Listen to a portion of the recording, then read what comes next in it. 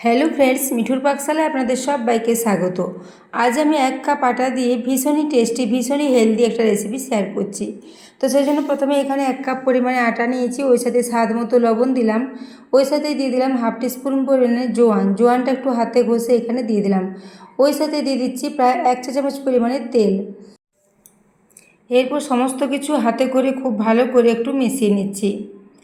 এভাবে সমস্ত কিছু হাতে করে মেশানো হয়ে গেলে অল্প অল্প করে জল দিয়ে এর একটা বেশ নরম মতো ডো রেডি করে নেব। তো বন্ধুরা, আজকের রেসিপিটা যদি ভালো লেগে থাকে তাহলে অবশ্যই একটু বন্ধুদের সাথে শেয়ার করে দেবেন এবং রেসিপি ভালো লাগলে একটা লাইক করতে ভুলবেন না।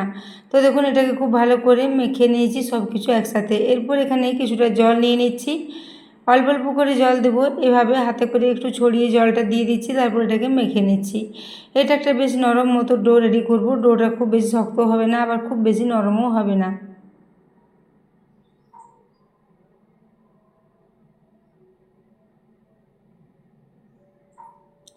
তো দেখুন, এরপর এটাকে হাতে করে খুব ভালো করে মেখে নিয়েছি, একটা বেশ নরম ডো রেডি করে নিয়েছি। এরপর এটাকে আমি 5 মিনিটের জন্য একটু রেস্টে রেখে দেবো। তো হাতে করে আবার একবার খুব ভালো করে মেখে নিলাম, তারপর এটাকে রেস্টে রেখে দিচ্ছি। তো বন্ধুরা, আজকের রেসিপিটা ভীষণই সহজ পদ্ধতির, ভীষণই হেলদি একটা রেসিপিটা বাড়িতে অবশ্যই এবার ট্রাই করবেন এবং রেসিপি ভালো লাগলে চ্যানেলটি সাবস্ক্রাইব করে আমার পাশে থাকবেন। তো এরপর একটা প্লেট নিয়েছি, তাতে নিয়ে নিচ্ছি হাফ কাপ পরিমাণে এখানে ভাজা ছোলা। এই ছোলার মধ্যে যে খোসাটা আছে সেই খোসাটা একটু হাতে করে পরিষ্কার করে নিচ্ছি। এইভাবে হাতে করে ঘষে দিলে খোসাটা খুব সহজেই উঠে যাবে। এরপর খোসাটা একটু বাইরে পরিষ্কার করে নেব, তারপর এটাকে মিক্সির জারে দিয়ে নিয়ে গুঁড়ো করে নিচ্ছি। তো দেখুন, এইভাবে এটাকে একটু খোসাটা বার করে নিলাম।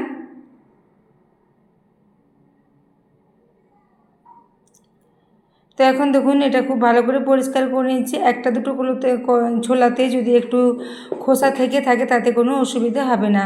তো দেখুন, এভাবে এটাকে মিক্সির জারে নিয়ে গুঁড়ো করে নিচ্ছি। এখন দেখুন, এটা খুব ভালো ফাইন মতো একটা গুঁড়ো করে নিয়েছি।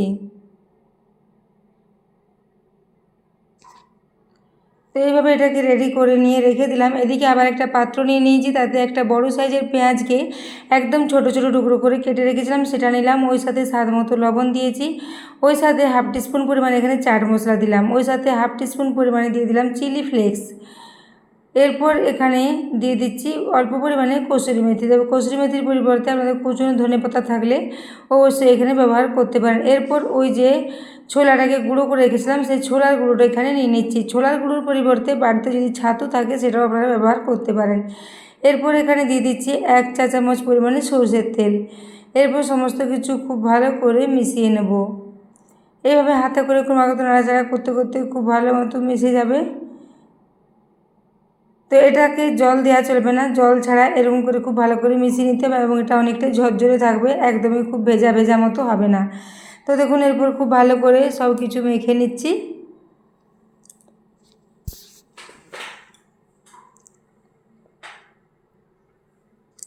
তো দেখুন, হাতে করে এখন সব কিছু খুব ভালো করে এটাকে মেশানো হয়ে গেছে। এরপর এটা মেশানো হয়ে গেলে এখান থেকে ওই যে ছোটো ছোটো কয়েকটা লেচি কেটে রেখেছি, লেচিগুলো এখানে নিয়ে নেব, তারপর সেগুলোকে একটু বাটির মতো শেপে রেডি করে নেব।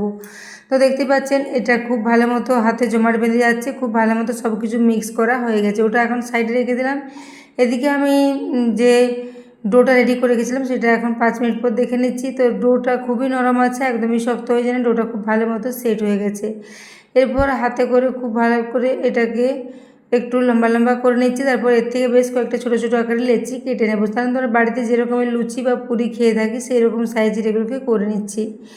এইভাবে এটাকে প্রথমে লেচিগুলো সমানভাবে কেটে নিতে হবে, তারপর এখান থেকে কয়েকটা ছোটো ছোটো আকারের লেচি করে নেব।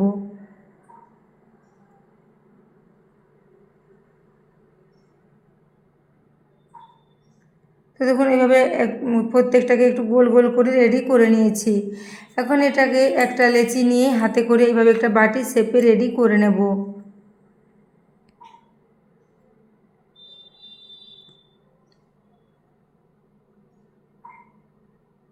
তো দেখুন, একটা বাটির শেপে রেডি করে নিয়েছি। তারপর ওই যে পেঁয়াজ ও ছোলার গুঁড়ো দিয়ে যে পুরটা করে রেখেছিলাম সেটা এখানে নিয়ে নিয়েছি। তো চামচে করে প্রায় 2 চামচ ভর্তি ভর্তি পুর এখানে দিয়ে দিয়েছি। তারপর চামচে করে চাপ দিয়ে এটাকে খুব ভালো করে ভেতরে সেট করে দিলাম।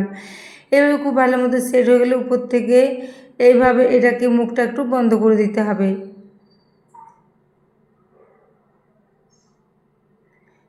তো এইভাবে এটাকে বন্ধ করে দিলাম। তারপর হাতে করে প্রথমে একটা গোল গোল টিকিয়ার আকারে এটাকে গড়ে নেব।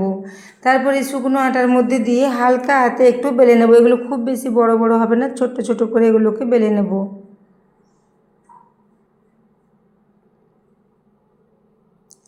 তো দেখুন একটু হালকা হাতে চাপ দিয়ে এগুলোকে বেলে নিচ্ছি। যেহেতু পেঁয়াজের দানাগুলো আছে সেজন্য খুব বেশি চাপ দিয়ে বেললে পেঁয়াজগুলো বেরিয়ে যাবে। তো এখন দেখুন খুব ভালো করে এটাকে বেলে রেডি করে নিয়েছি।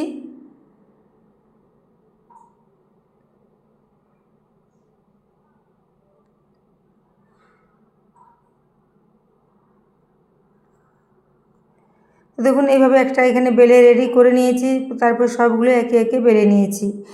এইভাবে প্রত্যেকটা সমান আকারে করে বেলে রেডি করে নিতে হবে। এদিকে গ্যাসে আগে থেকে একটা তাওয়া বসিয়ে রেখেছি। তাওয়া গরম হয়ে এলে এখানে দিয়ে দিলাম প্রায় 1 চামচ পরিমাণে এখানে দিয়েছি তেল। তো আমি এগুলোকে অলিভ অয়েলে রেডি করেছি, আপনারা ঘি বা বাটার বা যে কোনো তেলে এটাকে রেডি করতে পারেন।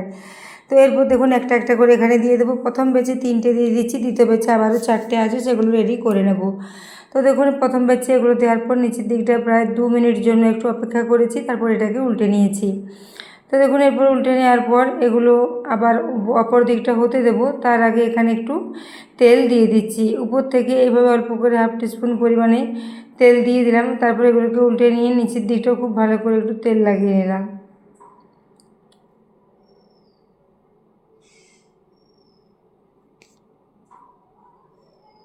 তো দেখুন এভাবে এগুলোকে উল্টে পাল্টে একটু লালচে করে ভেজে নেব। এগুলো কিন্তু বেশ কিছুক্ষণের মধ্যে অনেকটাই ফুলে আসবে।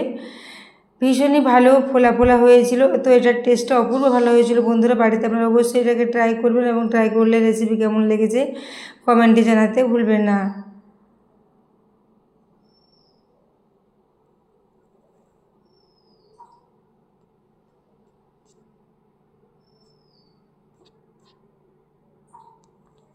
তো দেখুন এইভাবে একে একে সবগুলো ভেজে নিয়েছি, তারপর একটা প্লেটে তুলে নিচ্ছি। তো দেখতেই পাচ্ছেন খুব ভালো মতো এগুলো ফুলেছে। তো বন্ধুরা এগুলোকে এইভাবে রেডি করে নেব। তারপর যে কোনো চাটনির সাথে এগুলোকে সার্ভ করে দিলে এটা ভীষণ ভালো লাগবে। তো এরপর এগুলোকে তুলে নিয়ে দিতে হচ্ছে আবারও 4টে ভেজে নিয়েছি। তো দেখতে পাচ্ছেন প্রত্যেকটাই কত ভালো মতো ফুলে এসেছে। এইভাবে ফোলা ফোলা এগুলোকে রেডি করে নিয়েছি। তো এগুলোকে আপনারা লিট্টি চোখাও বলতে পারেন। বিহারিরা এইভাবে লিট্টি চোখা বানিয়ে থাকে। তো দেখুন এইভাবে এটাকে তুলে নিলাম। একে একে সবগুলো এখানে ফ্রাই করে নিয়েছি। খুব বেশি তেল লাগে না, খুব অল্প তেলে এগুলোকে ফ্রাই করে নেওয়া যায়। তো বন্ধুরা এগুলোকে আমরা যে কোনো ধরনের চাটনির সাথে সার্ভ করতে পারেন, খেতে দুর্দান্ত লাগবে। তো দেখুন একে একে সবগুলোই প্লেটে তুলে নিয়েছি।